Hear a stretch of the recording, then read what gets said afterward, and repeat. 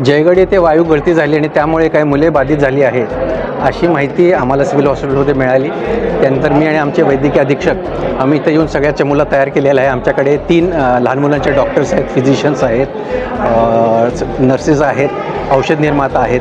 सगळ्या बेडची तयारी केली. आम्ही सुरुवातीचे पेशंट्स हे कॅज्युअल्टीमध्ये घेतले. आपली 6 बेडची कॅज्युअल्टी आहे. उरलेले कॅज्युअल्टीच्या मागे 12 बेड्स तयार केलेले आहेत, जिथं आता बाकीच्यांना घेतो आहे. तसंच फिमेल सर्जिकलमध्ये जे काही स्टेबल होत आहेत औषधोपचारानंतर त्यांना तिथं हलवलेलं आहे आणि काहींची व्यवस्था आम्ही पेडियाट्रिक वॉर्डात केलेली आहे. मला असं समजतं की एकंदरीत 51 लोकांना इथं आणणार आहेत. आतापर्यंत 32 आलेले आहेत.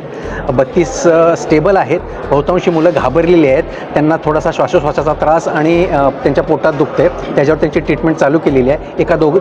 3 जणांना थोडंसं छातीमध्ये स्पाझम होत आहेत, म्हणजे श्वास घ्यायला जास्त त्रास होतो. त्यांच्यावर मी विशेष लक्ष ठेवून आहोत. त्यातल्या उलटी आणि मळमळ झाली असं उलटी नाही, जास्त करून मळमळच आहे आणि श्वासोश्वासाला त्रास.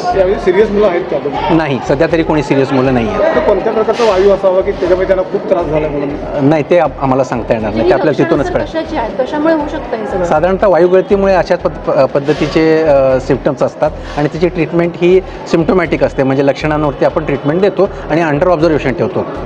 Okay, yes sir, thank you. तसं